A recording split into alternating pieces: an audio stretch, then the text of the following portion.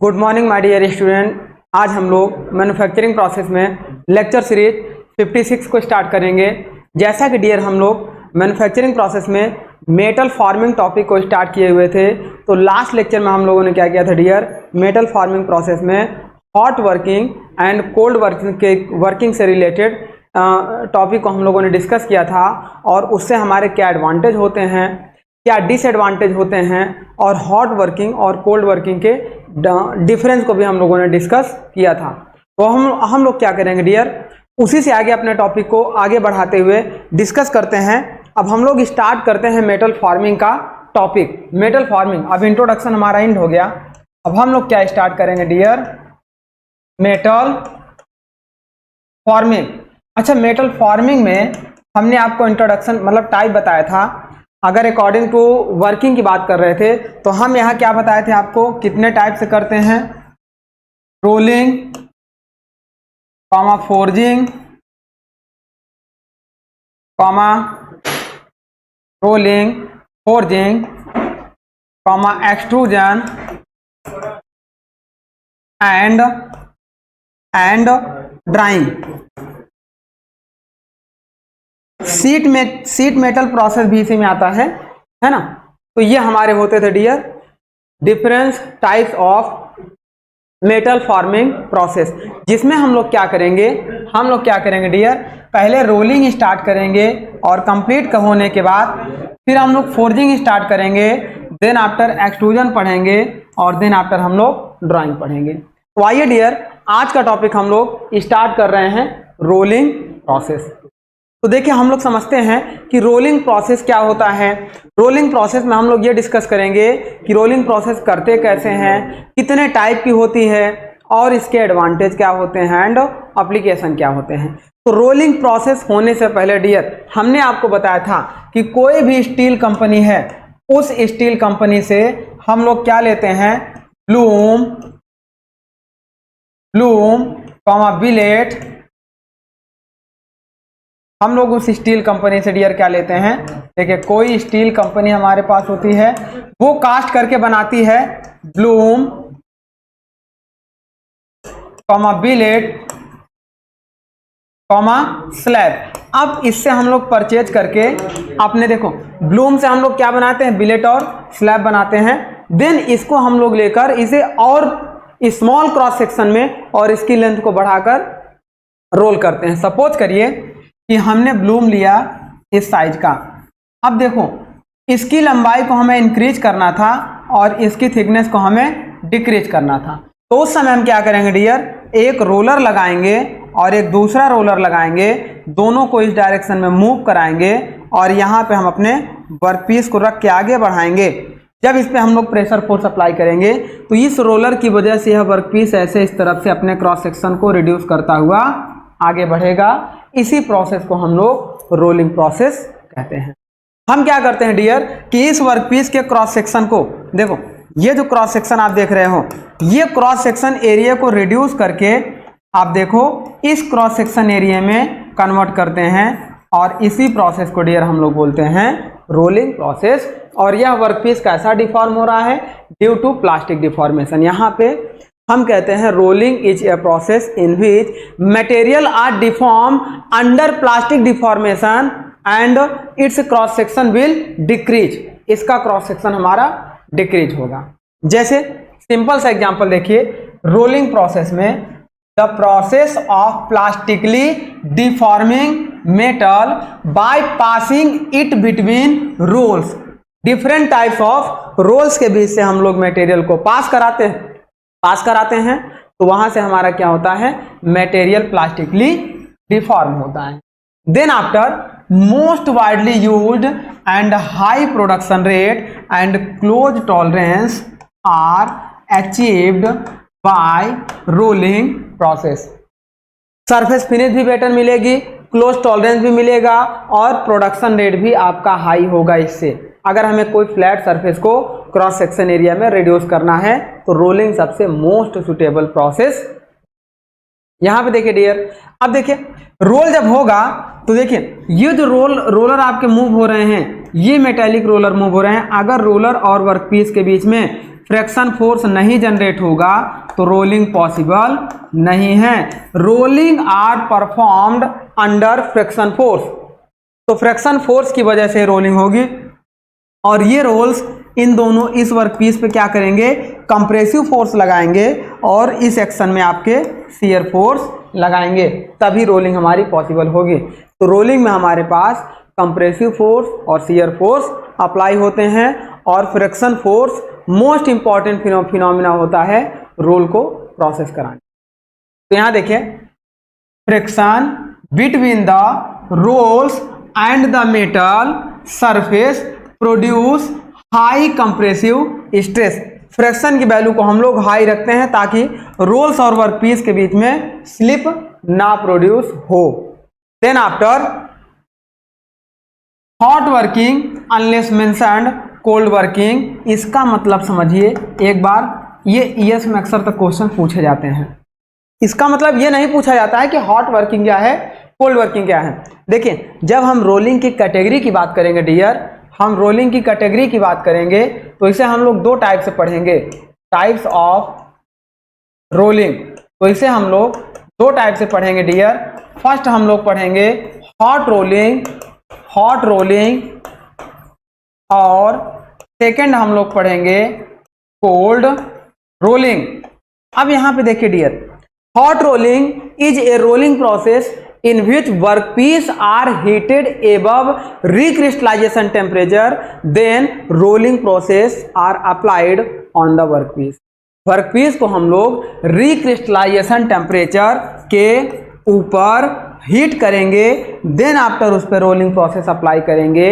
ऐसे प्रोसेस को डियर हम लोग बोलते हैं हॉट रोलिंग प्रोसेस। और कोल्ड रोलिंग प्रोसेस आपका होगा below recrystallisation temperature, rolling process is called cold rolling process. अब इसमें देखिए डियर, जब तक आपका ये ना कह दे कि कोल्ड रोलिंग करनी है कि हॉट रोलिंग करनी है, तो उस समय हम केवल, अगर मान लो हमारे पास केवल ऐसे लिखा है कि रोलिंग प्रोसेस, केवल इतना लिखा है डियर, इसका मतलब ये दिखाता है जहां केवल रोलिंग प्रोसेस है वह ऑटोमेटिक अंडरस्टूड होता है हॉट रोलिंग में। अगर वहां पे स्पेशल लिख दिया जाए हॉट रोलिंग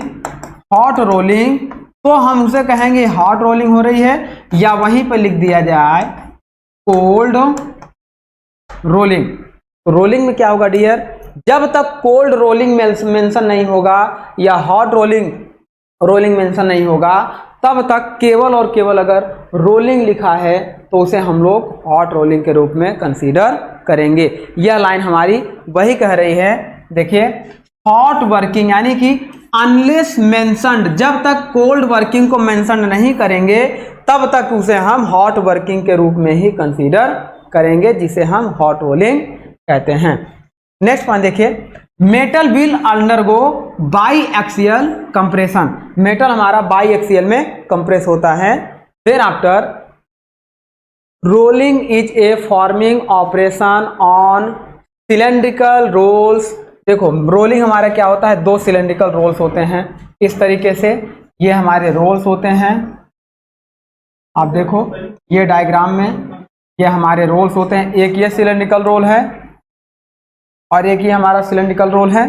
देन आफ्टर यहाँ पे हम लोग क्या लेते हैं, वर्कपीस लेते हैं, और वर्कपीस की देखो ये हमारी इनिशियल थिकनेस थी, इस इनिशियल थिकनेस को हम लोग रिड्यूस करके, मान लो इनिशियल थिकनेस टी आई थी, अब इसे रिड्यूस करके हम लोग फाइनल थिकनेस टी एफ में कन्वर्ट कर दें। और रोलिंग यह तभी कहलाएगी डियर जब फाइनल थिकनेस, देखो final thickness is less than initial thickness, then it is called rolling process. और यहाँ पे जो रोल्स लगे हुए हैं ये सॉलिड सिलेंड्रिकल रोल्स होते हैं, सिलेंड्रिकल रोल्स होते हैं। तो इस तरीके से ये हमारा रोलिंग प्रोसेस। अब यहाँ पे देखिए, rolling is a forming operation on cylindrical rolls where cross sectional area of a bar और plate is reduced with a corresponding increase in length. अब इस रोलिंग प्रोसेस में डियर, इस वर्कपीस को जब हम लोग इंटर कराएंगे तो जब इसे हम लोग ऐसे 3D में देखेंगे, इसे हम लोग ऐसे 3D में देखेंगे तो इसका ये जो क्रॉस सेक्शन एरिया है डियर, ये वाला जो क्रॉस सेक्शन एरिया है, ये जो ब्लैक कलर से हम देख रहे हैं, इस क्रॉस सेक्शन एरिया को हमारा, अब यहाँ देखिए ये जो क्रॉस सेक्शन एरिया है, इस क्रॉस सेक्शन एरिया को हमारा क्या करेगा, डिक्रीज करेगा और इस क्रॉस सेक्शन एरिया में अचीव करेगा। तो रोलिंग प्रोसेस क्या करेगा dear, initial cross section area को डिक्रीज करेगा फाइनल क्रॉस सेक्शनल एरिया में, लेकिन उसकी लंबाई को बढ़ाएगा। और अगर आइडियल रोलिंग है तो इसकी जो विड्थ है, इस विड्थ को हमारा क्या रखेगा, कांस्टेंट रखेगा। तो एक आइडियल रोलिंग की बात करेंगे, देखिए एन आइडियल रोलिंग प्रोसेस, यहीं पे देख लीजिए, एन आइडियल रोलिंग प्रोसेस। एक आइडियल रोलिंग प्रोसेस में डियर हमारा क्या क्या होता है, सबसे पहले देखिए, यदि कोई रोलिंग प्रोसेस हम स्टार्ट कर रहे हैं तो सपोज करिए कि ये जो गुटका हमारा मिल रहा है, इसकी इनिशियल लंबाई हमारी क्या थी, Li थी। हम मान लेते हैं इसकी इनिशियल लेंथ Li थी, लेंथ स्प्रेड होने के बाद इसकी फाइनल लेंथ हम लोग मान लेते हैं Lf। इसके प्लेट की थिकनेस जो हमारी थी माय डियर, इनिशियल थिकनेस हमारी Ti थी और स्प्रेड होने के बाद, कम होने के बाद इसकी थिकनेस हम लोग Tf is the final thickness of workpiece, comma cross section area of roll is Ai and after rolling cross section area is Af। Then width की बात कर लेते हैं, तो width of the plate, initial width आपके B हो जाए Bi और फाइनल विड्थ आपकी हो जाए Bf, ये हमारी हो गई फाइनल विड्थ। अब देखो, एक हमारी आइडियल रोलिंग ये कहती है डियर कि इस रोलिंग करते वक्त यदि हमारा क्या है, एजम्पशंस ऑन रोलिंग को सेटिस्फाइड कर रहा है तो पहले आपको ये समझना होगा कि आइडियल रोलिंग के लिए एजम्पशंस क्या क्या होंगे, देन आफ्टर आप आइडियल रोलिंग के लिए केस अप्लाई करेंगे। तो पहले आपको ये समझना होगा assumptions on rolling process, assumptions for rolling process के लिए एजम्पशंस क्या क्या होने चाहिए डियर। तो रोलिंग प्रोसेस के लिए एजम्पशंस पहला ये होना चाहिए डियर कि देखो, ये जो वर्कपीस इस डायरेक्शन में आगे बढ़ रहा है, इसकी इनिशियल वेलोसिटी हम लोग Vi मान लें और ये जो बाहर निकल रहा है इसकी इनिशियल फाइनल वेलोसिटी हम लोग Vf मान लें। और इन देखो रोल्स और वर्कपीस के बीच में जो कोफिशिएंट ऑफ फ्रैक्शन जनरेट होगा उसे हम लोग μi और μf मान लें। इनिशियल पे μi हो जाए और फाइनल पे μf हो जाए। अब यहाँ पे देखो डियर, हम लोग क्या करेंगे, एजम्पशंस क्या क्या लेंगे। पहला एजम्पशंस ये होना चाहिए कि रोल और वर्कपीस के बीच में देखो, ये आपका सॉलिड सिलेंड्रिकल रोल होना चाहिए। देखो एक जगह मैंने आपका इसके एजम्पशंस लिख भी रखा है, आगे आएगा फिर इसको हम लोग रिवीजन भी करेंगे। देखो यहाँ जो एजम्पशंस हमने लिख रखा है, तो ये हमारा होगा rolls are straight comma rigid cylinder के बने होंगे। ये जो रोलर हमारे बने होंगे डियर, ये रोलर हमारे क्या होंगे, पहले तो रिजिड होने चाहिए और रिजिड के साथ स्ट्रेट होने चाहिए। स्ट्रेट का मतलब ये देखिए, मान लीजिए ये वर्कपीस आपका हो गया। अब इस पे देखो, इस पे जो क्रॉस सेक्शन आपका ये हो गया, ये हो गया।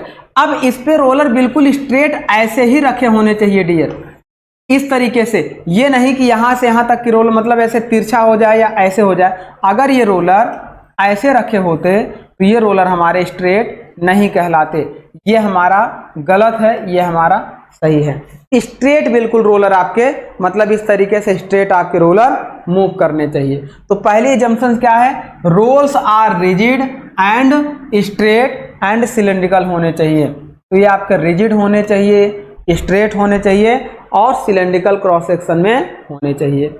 सेकेंड पॉइंट आपका क्या है, विड्थ इज कांस्टेंट। अब यहाँ पे देखो डियर, ये जो इनिशियल विड्थ हमारी Bi हमने लिया था, फिर इसके बाद ये जो वर्कपीस आपका बाहर निकलेगा इसकी Bf is the final width होगी। तो यहाँ पर आइडियल रोलिंग के लिए Bi is equal to B F होनी चाहिए। मतलब रोलिंग में विड्थ आपकी कांस्टेंट होनी चाहिए, केवल थिकनेस बढ़े, थिकनेस घटे और लेंथ आपकी इंक्रीज करनी।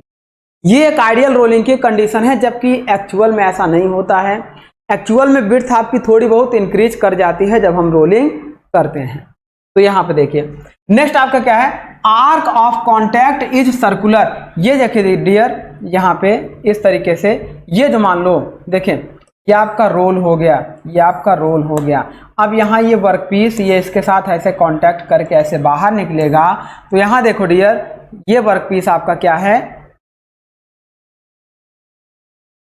यहाँ देखिए ये वर्कपीस आपका देखिए इतने दूर कांटेक्ट में है, यहाँ से लेकर यहाँ तक इसके कांटेक्ट में है। तो ये जो कांटेक्ट आपका दिखाई दे रहा है डियर, ये आपका एक आर्क फॉर्म में होना चाहिए, एक आर्क फॉर्म में होना चाहिए। तो इस तरीके से आपका कांटेक्ट होना चाहिए, arc of contact are constant होना चाहिए। तो इसे हम लोग बोलते हैं dear ideal rolling case condition. तो ये हमारा होता है। अब आइए अपने टॉपिक पे आते हैं। अब यहाँ से देखिए डियर हम लोग क्या करते हैं, यहाँ देखिए इसके लिए हमने लिया था, अगर ये आइडियल रोलिंग है तो सबसे पहले P I is equal to B F होना चाहिए, जो कि एक्चुअल में पॉसिबल नहीं है। एक्चुअल में अगर हम बात करें, इन एक्चुअल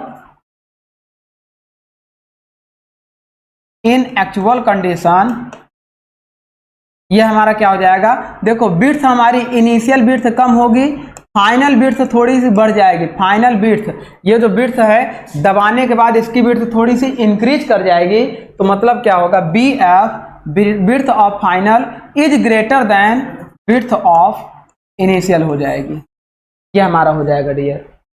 अब नेक्स्ट आइडियल कंडीशन हमारा क्या था, friction all over surface are constant. Next condition हम लोग क्या करेंगे इसके लिए, सभी सरफेस पर, सेकेंड पॉइंट हमारा क्या है डियर, फ्रिक्शन आपका mu initial is equal to mu final होना चाहिए फॉर आइडियल रोलिंग के लिए।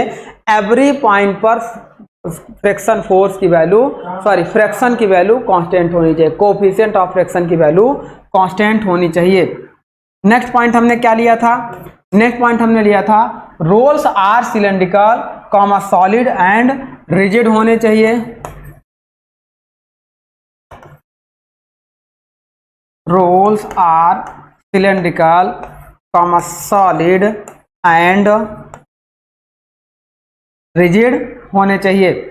और अब देखो इस तरीके से ये हमारा क्या होता है, एक आइडियल रोलिंग केस दिखाता है। अब इस आइडियल रोलिंग के लिए, इस आइडियल रोलिंग के लिए जब हम लोग क्या करते हैं डियर, रोलिंग प्रोसेस करते हैं, तो रोलिंग प्रोसेस जब हम लोग करेंगे तो उस केस में हमारे पास क्या क्या निकल के आएगा।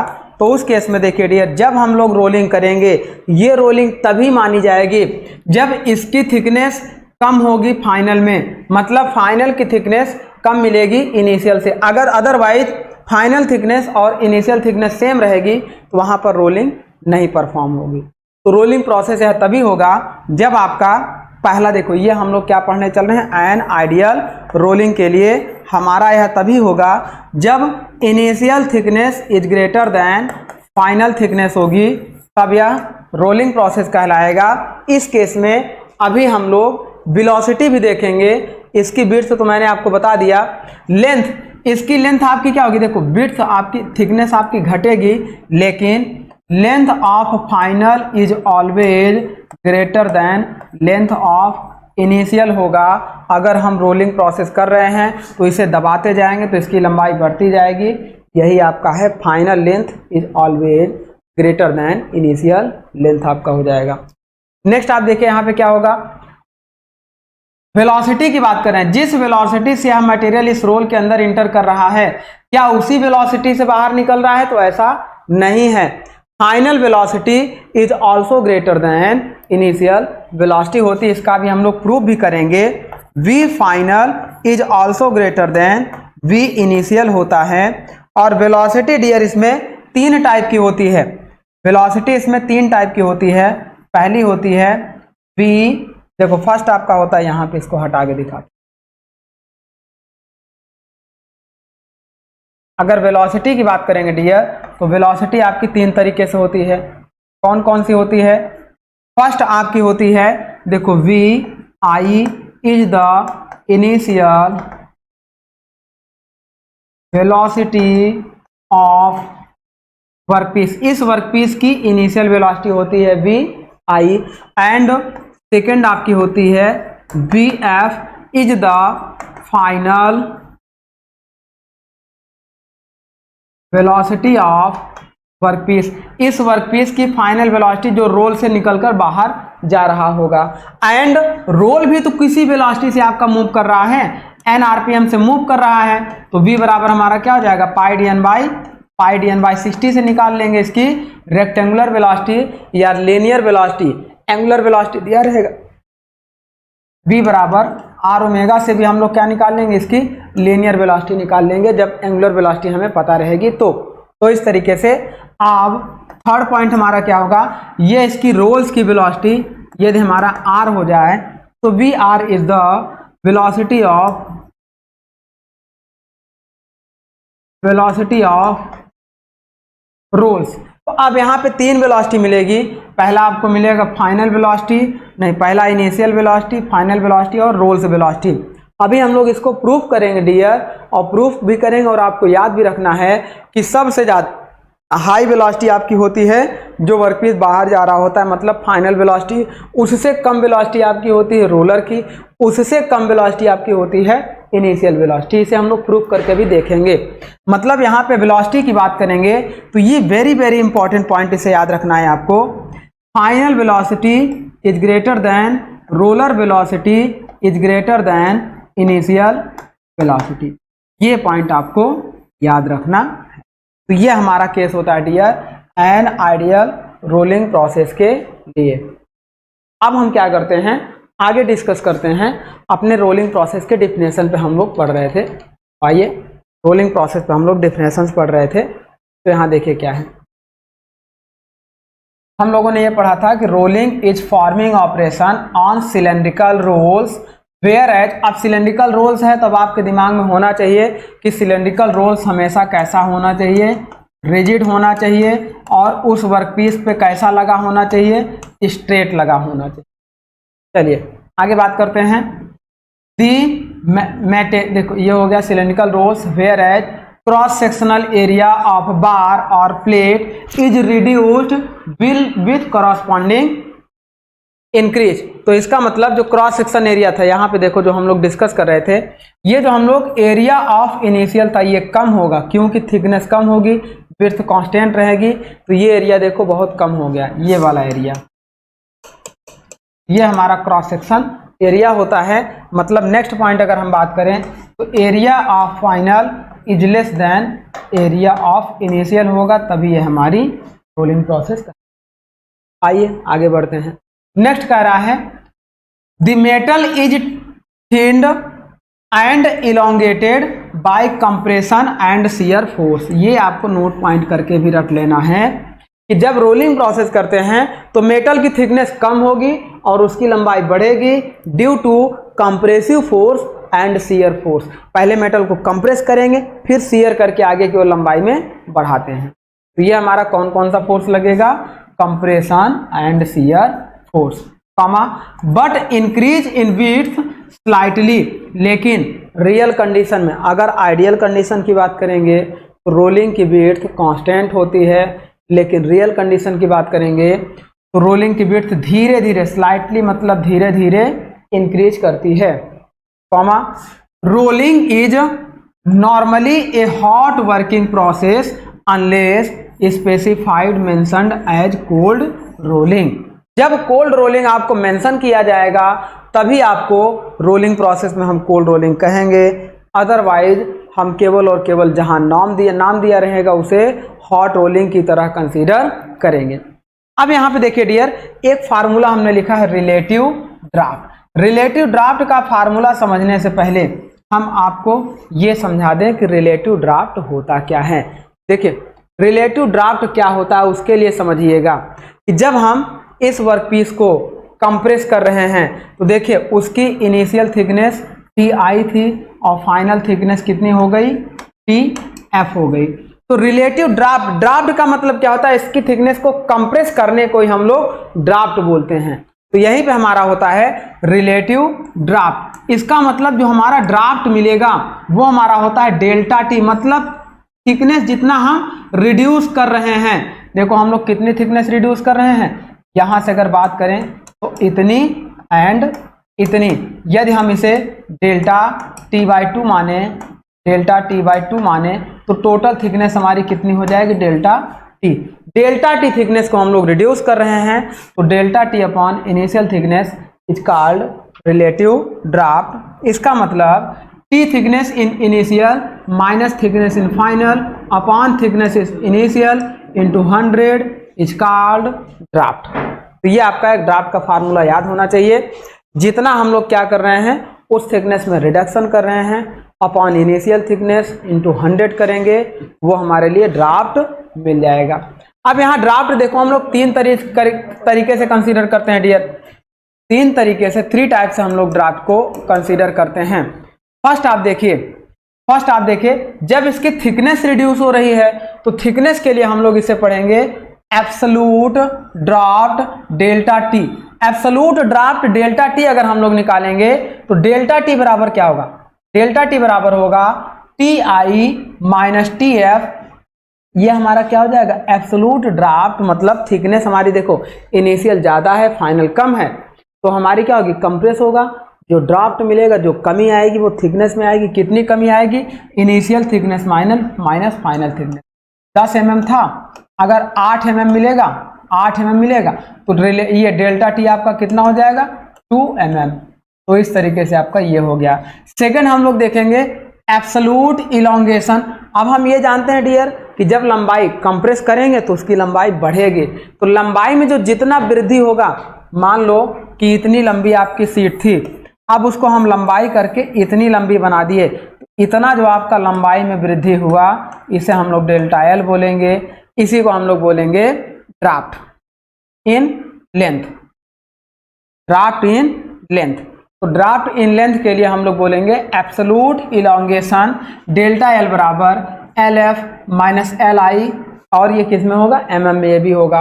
अब देखो एब्सोल्यूट स्प्रेड विड्थ की बात करेंगे तो आइडियल में विड्थ आपकी कांस्टेंट होती है, लेकिन रियल में विड्थ आपकी डिक्रीज करती है।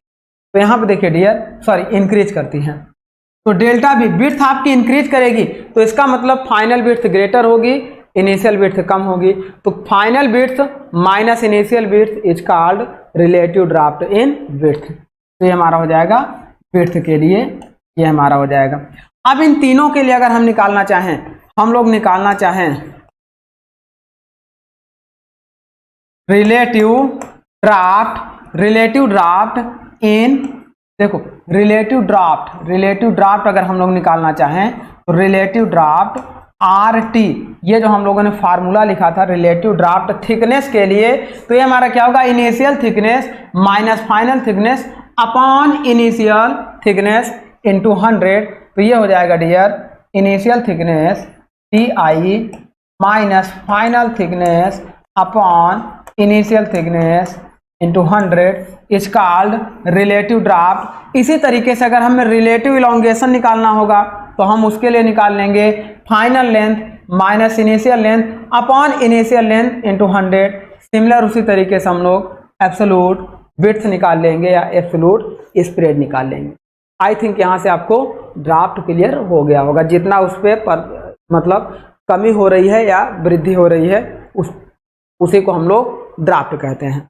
चलिए अब हम लोग क्या करते हैं डियर, आगे बढ़ते हैं। आगे देखिए इलोंगेशन कोफिशिएंट,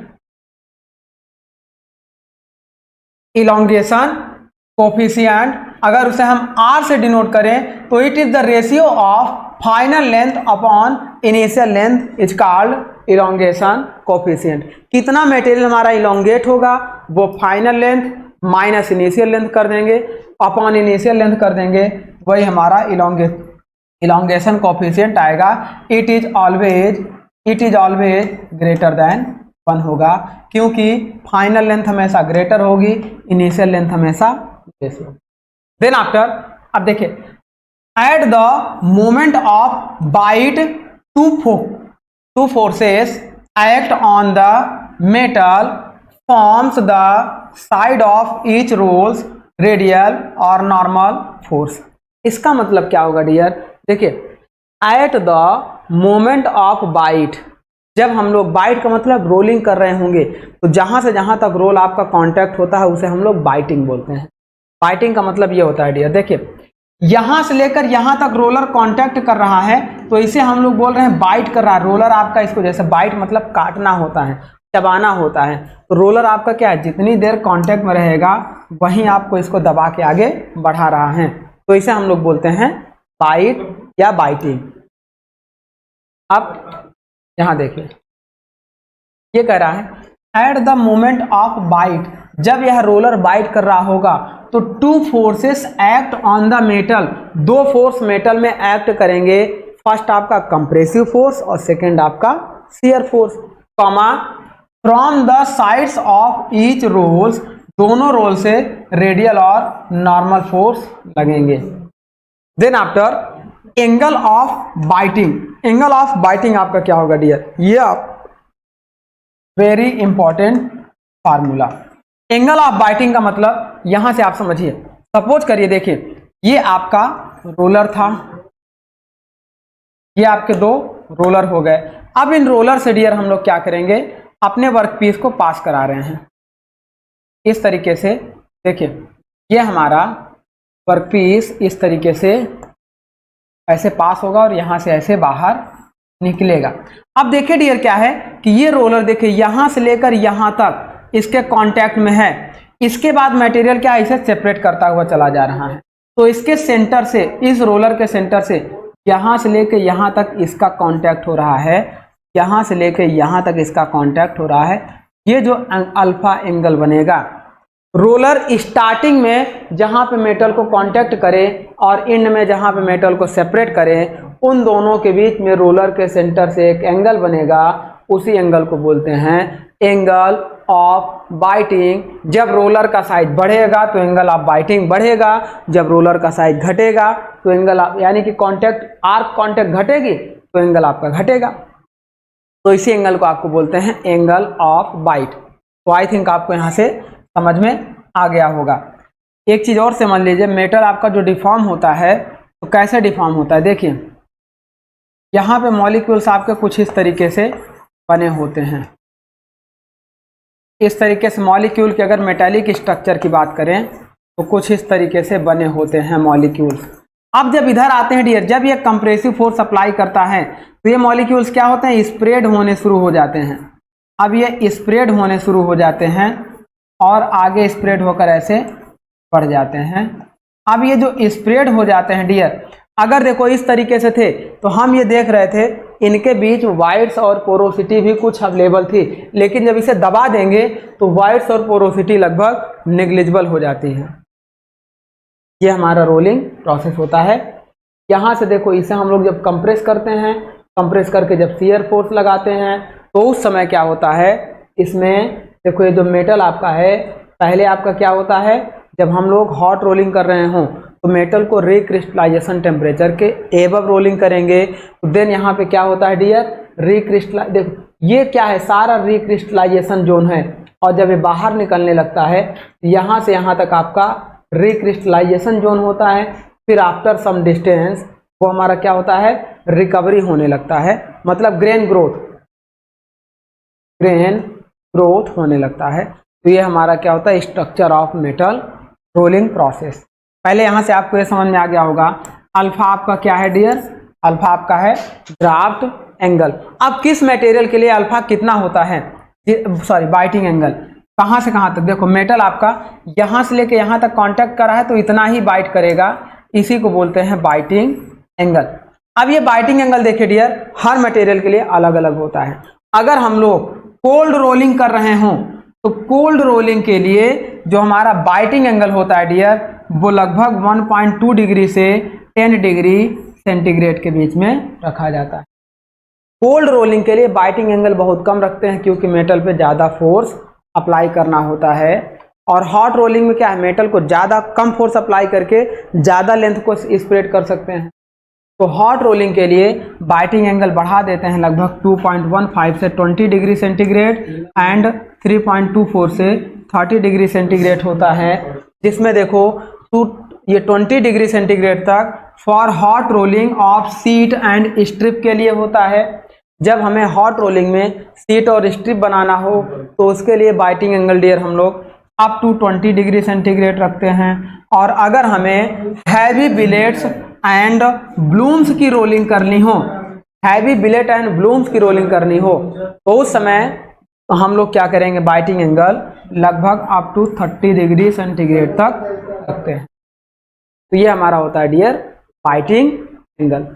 अब यहाँ पे देखते हैं, देखिए ये तो हमारा हो गया आपका elongation coefficient, biting angle, bite area हो गया। रोलिंग कुछ इस तरीके से आपका दिखता है, देखिए एक स्लैब हो गया, ब्लूम हो गया, बिलेट हो गया। इन सभी को हम क्या करते हैं डियर, देखिए ये सिलेंड्रिकल रोल्स आपको दिखाई दे रहे हैं। इन सिलेंड्रिकल रोल से ये भी यहाँ पे देखो, अभी हम जब पढ़ेंगे टाइप्स ऑफ रोलिंग मिल तो ये 3 रोल लगे हुए हैं, इसे हम लोग बोलेंगे 3 हाई रोलिंग मिल। 4 लगे होंगे, 5 लगे होंगे, प्लानेटरी बहुत सारे रोलिंग मिल होंगे। तो इस तरीके से इसे हम लोग रोल करके फाइनल प्रोडक्ट को बना लेते हैं, फाइनल प्रोडक्ट को अचीव कर लेते हैं। इसी को हम लोग बोलते हैं डियर रोलिंग प्रोसेस। इसमें हम लोग स्लैब डालें, ब्लूम डालें या बिलेट डालें, कुछ भी डालें, वो हमारा क्या है कि जिस क्रॉस सेक्शन का रोल होगा वो रोल उस क्रॉस सेक्शन में, मतलब ऐसा नहीं है। अगर यहाँ पे देखो हम रोल से थ्रेड भी बना सकते हैं। इन रोल से हम लोग क्या करते हैं, रेक्टेंगुलर शाफ्ट को रेक्टेंगुलर बिलेट को हम लोग सिलेंड्रिकल शाफ्ट में भी कन्वर्ट कर सकते हैं। डिफरेंट टाइप्स ऑफ हम लोग प्रोसेस कर सकते हैं, वो आगे हम लोग देखेंगे जब हम लोग टाइप्स ऑफ रोलिंग प्रोसेस। अभी हम लोग केवल इंट्रोडक्शन ऑफ रोलिंग पढ़ रहे हैं, तो ये हमारा होगा डियर।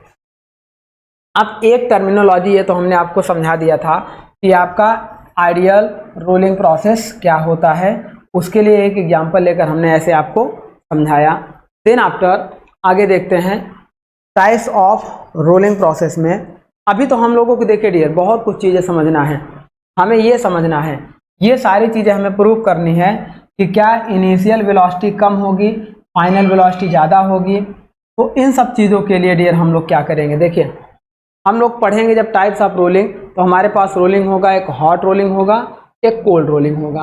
अब हॉट रोलिंग और कोल्ड रोलिंग क्या होता है, ये सिंपल सी डिफिनेशन है कि अगर हम लोग रोलिंग प्रोसेस रिक्रिस्टलाइजेशन टेम्परेचर के एबव करेंगे वो हमारा हॉट रोलिंग कहलाएगा, और रिक्रिस्टलाइजेशन टेम्परेचर के बिलो करेंगे वो हमारा कोल्ड रोलिंग कहलाएगा। दोनों में क्या अंतर है, हॉट रोलिंग में सरफेस फिनिश कम मिलेगी लेकिन कम फोर्स लगाकर स्प्रेड ज़्यादा मिलेगा। कोल्ड रोलिंग में सरफेस फिनिश ज़्यादा मिलेगी लेकिन हाई सरफेस फोर्स लगाने पर भी स्प्रेड यानी कि फैलाव मेटल का कम मिलेगा। तो यहाँ से देखिए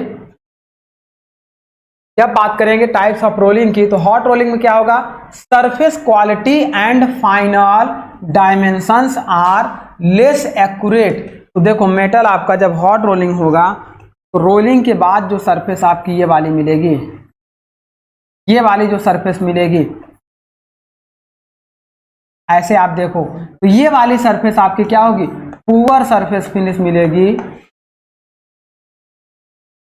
पुअर सरफेस फिनिश मिलेगा। एंड इसके जो डायमेंशनल एक्यूरेसी है, देखो ये क्या है, कहीं पे लेंथ ज़्यादा, मतलब एग्जैक्ट आपका एक्यूरेट डायमेंशनल वर्कपीस प्रोड्यूस नहीं होगा, क्योंकि मेटल क्या है, रिक्रिस्टलाइजेशन के एबव गर्म है, तो वो अनइवन स्प्रेड होगा, ये हमारा होता है। Comma break down of ingot into blooms and billets is done by hot rolling process. देखो माय डियर, हम लोग क्या करते हैं कि जो भी स्टील कंपनियां हमें स्टील बना कर देती हैं तो सबसे फर्स्ट शेप जो मिलेगा वो आपको क्या मिलता है, इन गॉट मिलता है। अब इस इन गॉट से हम लोग क्या बनाते हैं डियर, हम लोग स्लैब बनाते हैं, हम लोग बिलेट बनाते हैं, और हम लोग क्या बनाते हैं, ब्लूम बनाते हैं। बिलेट, ब्लूम एंड स्लैब हम लोग इनगॉट से बनाते हैं। लेकिन फर्स्ट इनगॉट से जो हम लोग स्लैब, ब्लूम और बिलेट अचीव करते हैं, ये सारे के सारे रोलिंग प्रोसेस से ही अचीव किए जाते हैं। पहले हम लोग इनगॉट को कास्टिंग से बना लेते हैं, फिर इस इनगॉट को काट कर स्लैब, बिलेट और ब्लूम में कन्वर्ट करते हैं ड्यू टू रोलिंग प्रोसेस। ये हमारा होता है। अब यहां देखिए, this is followed by further hot rolling into the plate, sheet, rod, bar and pipe. अब हम क्या करेंगे डियर, इनगॉट को लिया, उसको हमने रोल करके स्लैब बनाया, बिलेट बनाया, ब्लूम बनाया। अब डायरेक्ट हम लोग स्लैब, बिलेट और ब्लूम का यूज नहीं करते हैं। हम लोग क्या करेंगे, इन स्लैब, बिलेट और ब्लूम पर फर्दर रोलिंग प्रोसेस अप्लाई करेंगे। देन आफ्टर हम लोग क्या क्या बनाते हैं, और कौन सी रोलिंग, हॉट रोलिंग अप्लाई करेंगे। देन हम लोग बनाएंगे प्लेट, बनाएंगे शीट, बनाएंगे रॉड, एक कुछ बार बना लेंगे, पाइप्स बना लेंगे, रेल रोड वगैरह यानी कि रेल की पटरियां वगैरह बना लेंगे। तो ये हमारा नेक्स्ट रोलिंग प्रोसेस होगा। आगे देखते हैं, hot rolling is terminated when the temperature falls to about 50 to 100 degree centigrade above the recrystallization temperature. तो हॉट रोलिंग को हम लोग डियर क्या करते हैं, रिक्रिस्टलाइजेशन टेम्परेचर से 50 to 100 डिग्री सेंटीग्रेड के ऊपर हम लोग जाकर रोलिंग करते हैं, उसी को हम लोग बोलते हैं hot rolling process. Then after देखिए कोल्ड रोलिंग। कोल्ड रोलिंग आपका क्या होता है dear, product are sheet, strip, foil etcetera with good surface finish and increase mechanical strength with close product dimensional. लेकिन इसका देखो, इस प्रॉपर्टी, ये मैकेनिकल प्रॉपर्टीज इंक्रीज होंगी, उस मटेरियल की स्ट्रेंथ इंक्रीज होगी, सरफेस फिनिश बेटर आएगी, लेकिन इसमें हाई मैकेनिकल मतलब हाई फोर्स अप्लाई करना होगा, कंप्रेसिव फोर्स अप्लाई करना होगा, तब जाकर मेटल हमारा क्या होगा, सरफेस फिनिश होगा। प्रेफर्ड ऑन 4 हाई और cluster type rolling mills due to high force and power. ज़्यादा फोर्स और पावर लगाने की वजह से, देखो अगर ये मटेरियल कोल्ड स्टेट में है तो इसके शेप को रोल करके इस शेप में लाने में ज़्यादा फोर्स लगाना पड़ेगा। तो ज़्यादा फोर्स लगाने के लिए यहाँ पे ज़्यादा फोर्स अप्लाई करना पड़ेगा। तो ज़्यादा फोर्स अप्लाई करने के लिए अगर केवल सिंगल रोलर्स हैं तो इन सिंगल रोलर से पॉसिबल नहीं है ज़्यादा फोर्स अप्लाई करना, यहाँ पे स्लिप भी होने लगेंगे। तो इन रोल्स को सपोर्ट करने के लिए हम लोग क्या करेंगे, एक बैकअप रोल इधर और एक बैकअप रोल इधर लगा देंगे। देखो इसे हमें इस डायरेक्शन में मूव कराना है, इसे इस डायरेक्शन में। अब ये इधर मूव करेगा इस तरीके से, देखो ये एंटी क्लॉकवाइज मूव करेगा तो ये क्या होगा, क्लॉकवाइज मूव करेगा। ये क्लॉकवाइज मूव करेगा तो ये एंटी क्लॉकवाइज मूव करेगा। इस तरीके से इन दोनों रोल्स को हम लोग बोलते हैं बैकअप रोल्स। ये भी हो गया आपका बैकअप रोल्स। और ये दोनों आपके क्या होते हैं, वर्किंग रोल्स। Working roles. तो इस तरीके से 2 बैकअप और 2 वर्किंग रोल लेके हम लोग मटेरियल को रोलिंग करते हैं। इसमें ज़्यादा प्रेशर फोर्स आसानी से अप्लाई करके मेटल को कम थिकनेस में कन्वर्ट कर लेते हैं। तो इसे हम लोग बोलते हैं 4 हाई रोलिंग मिल। आगे और हम लोग पढ़ेंगे कि क्लस्टर मिल क्या होती है, फिर हम लोग पढ़ेंगे प्लानेटरी मिल क्या होती है। तो ये सब चीज़ों को हम लोग, जब बहुत सारे बैकअप रोल्स कई सारे लग जाएंगे, इस तरीके से different types of backup roll लग जाएंगे तो हमारी क्लस्टर रोलिंग मिल कहलाएगी। तो ये हो गया हमारा कोल्ड रोलिंग प्रोसेस। अब आगे देखिए डियर कुछ important point. The initial material form rolling is देखिए रोलिंग के लिए इनिशियल मटेरियल हमारा क्या होगा, एक इनगॉट को लेंगे जिसे हम लोग प्रोड्यूस करेंगे कॉन्टिन्यूअस कास्टिंग से, और जो हमारा कहाँ से बनेगा, एक रॉड स्ट्रक्चर की तरह का है।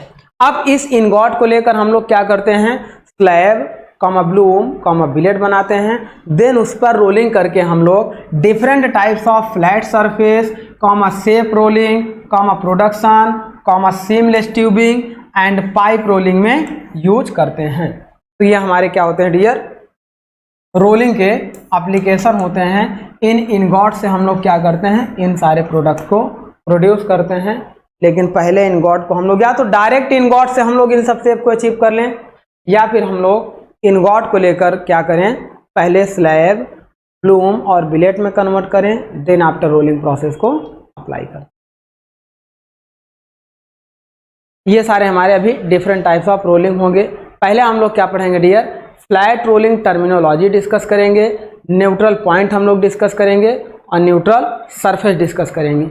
ये neutral point and neutral surface discuss करेंगे। देन आफ्टर हम लोग बताएंगे कि आपका क्या होता है रोलिंग टाइप।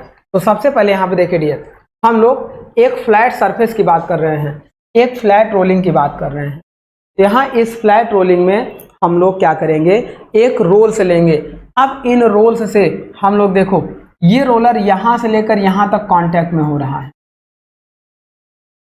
यहाँ से लेकर यहाँ तक आप यहाँ पे देखो ये कांटेक्ट हो रहा है, ये इसका सेंटर पॉइंट। अब इस केस में डियर, जहाँ से सरफेस आपकी स्टार्ट हो रही है और जहाँ पे एंड हो रही है, उन दोनों के बीच जो एंगल बनेगा उसे हम लोग अल्फा ले रहे हैं, और अल्फा हमारा क्या हो जाएगा, बाइटिंग एंगल हो जाएगा। देन आफ्टर अब देखो, ये रोल्स आपके क्या हैं, एंटी क्लॉकवाइज घूम रहे हैं, ये आपके क्लॉकवाइज घूम रहे हैं। अब इस तरीके से क्या होगा, ये दोनों आपके रोलिंग करेंगे। यदि हम मान लें इस वर्कपीस की इनिशियल वेलोसिटी वी आई हो और इसकी फाइनल वेलोसिटी वी एफ हो और इस रोल्स की वेलोसिटी वी आर हो, रोलर दोनों रोलर की वेलोसिटी कांस्टेंट होगी। यदि इसकी वी आर है तो इसकी भी वी आर होगी, तभी ये वर्कपीस आगे बढ़ेगा। अब यहाँ पे देखिए डियर, जैसे हमने आपको बताया कि यदि अल्फा आपका बाइटिंग एंगल हो, देन आफ्टर हम बात करें इस रोल्स की रिलेटिव वेलोसिटी हम मान लें वी आर, और देखो ये जो रोल्स आपका घूम रहा है, इस रोल्स की वेलोसिटी हम मान लें वी आर, और ये जो वर्कपीस जिस वेलोसिटी से इंटर कर रहा है उसे हम इनिशियल वेलोसिटी वी आई मान लें, और रोलिंग के बाद इसकी जो वेलोसिटी जा रही है इसे हम फाइनल वेलोसिटी वी एफ मान लें। तो आप देखो इसकी थिकनेस, इनिशियल थिकनेस हम लोग डियर क्या मान लें, T I, and after rolling initial thickness T F मान लें। अब विड्थ इनिशियल बी आई और फाइनल विड्थ बी एफ। तो हम ये जानते हैं डियर कॉन्टिन्यूटी इक्वेशन के अकॉर्डिंग, देखिए from continuity equation, from continuity equation, continuity equation के अकॉर्डिंग हम लोग पहले तो ये समझिए कि कॉन्टिन्यूटी इक्वेशन आपका मास कंजर्वेशन रूल होता है, मास को कंजर्व करता है ना, मास कंजर्वेशन होता है। मास कंजर्वेशन का मतलब देखिए डियर, रोलिंग में जितना परसेंट मास हम इंटर कर रहे हैं उतना ही परसेंट मास एग्जिट होगा, ना मास आपका कम होगा ना ज्यादा होगा। इंटरिंग पे मास एग्जिट मास के इक्वल टू होगा, बस अलग बात है कि उस मास का शेप आपका चेंज हो जाए। मतलब वॉल्यूम या मास की बात करें तो एंट्री पे मास आपका जितना है वही एग्जिट पे होगा, इसी को बोलते हैं मास कंजर्वेशन रूल। तो आप देखिए अकॉर्डिंग टू कॉन्टिन्यूटी इक्वेशन हम ये जानते हैं, सपोज करिए इंटर पे मास आपका क्या है, मान लीजिए इंटर पे आपका डिस्चार्ज Q1 था और एग्जिट पे आपका डिस्चार्ज Q2 हो जाए, या मास डिस्चार्ज तो लिक्विड के लिए होता है, mass of M1 is equal to mass M2 के होगा। अब हम ये जानते हैं कि M1 मास, इंटर पे आपका मास निकालने के लिए हम लोग देखिए वॉल्यूम इनटू वेलोसिटी या डिस्चार्ज की बात करेंगे तो डिस्चार्ज बराबर आपका क्या हो जाएगा, इसका जो हमारा इस इंटर पे इसका जो हमारा क्या है, ये इंटर पे आपका discharge is equal to exit पे डिस्चार्ज हो जाएगा। तो इंटर पे जो मेटल आपका क्रॉस सेक्शन पे जा रहा है वो हो जाएगा area into velocity is equal to exit पे एरिया इनटू वेलोसिटी हो जाएगा, यही आपका होगा एंट्री पे mass is equal to exit पे मास। अब एंट्री पे जो एरिया हम निकालेंगे डियर वो होगा एरिया आपका, ये जो हो जाएगा एंट्री पे ये जो एरिया हम लोग निकालेंगे डियर, ये हमारा क्या हो जाएगा, लेंथ इनटू देखो विड्थ इनटू थिकनेस को होता है, जो क्रॉस सेक्शन एरिया की बात कर रहे हैं तो ये आपका होता है विड्थ इनटू थिकनेस। विड्थ आपका क्या है बी आई इंटू थिकनेस आपका क्या है टी।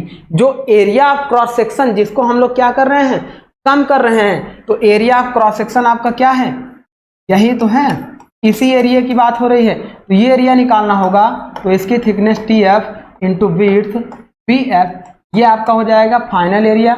और इनिशियल आपका क्या था, बी एफ की बजाय बी आई हो जाएगा और थिकनेस टी एफ की बजाय टी आई हो जाएगा। तो यहाँ से देखिए डियर ये हमारा क्या हो जाएगा, ये हो गया आपका एरिया ऑफ एंट्री, यानी कि ये हो गया thickness B F into thickness T I, sorry B I into thickness T, ये आपका हो जाएगा B I into thickness T I into velocity, inlet पे वेलोसिटी हो जाए V I is equal to outlet पे आपकी वेलोसिटी जो है, आउटलेट पे एरिया आपका क्या है, एग्जिट पे एरिया आपका है B F into T F into velocity V final. ये आपका है मास कंजर्वेशन के अकॉर्डिंग। अब चूंकि हम जानते हैं अगर ये आइडियल रोलिंग है फॉर आइडियल रोलिंग, तो इसकी जो विड्थ है इनिशियल पे वो आपकी कांस्टेंट रहेगी फाइनल पे। फॉर आइडियल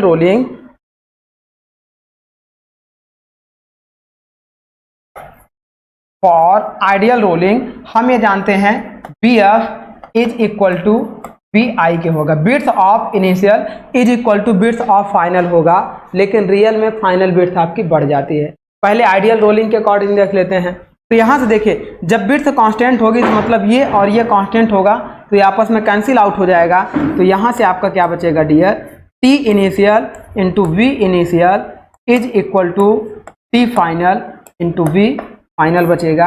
अब यहाँ से आप एक टर्म समझिए, इनिशियल वेलोसिटी, देखो थिकनेस रोलिंग तभी माय डियर होगी जब आपकी इनिशियल थिकनेस ज़्यादा होगी और रोल होके फाइनल थिकनेस कम हो जाए,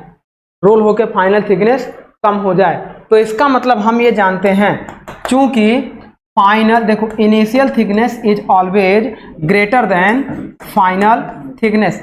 अब इनिशियल थिकनेस ज़्यादा होगी, फाइनल थिकनेस कम होगी, तो इस इक्वेशन को बैलेंस करने के लिए देखो अगर ये कम होगा, मान लो ये लेस हो जाए और ये मोर हो जाए, तो अब इन इक्वेशंस को बैलेंस करने के लिए फ्रॉम कंटिन्यूटी इक्वेशन, इनको क्योंकि ये इक्वल टू में है, बैलेंस करने के लिए इस वेलोसिटी को बढ़ना होगा, इस वेलोसिटी को कम होना होगा, तभी तो ये दोनों इक्वेशन आपस में क्या हो जाएंगे, बैलेंस होंगे। इसका मतलब इसे बैलेंस करने के लिए फाइनल वेलोसिटी हमारी क्या होगी, इंक्रीज होगी और इनिशियल वेलोसिटी आपकी डिक्रीज होगी। तो यहीं से आपका जो इक्वेशन निकल के आया डियर वो आया V final is always greater than we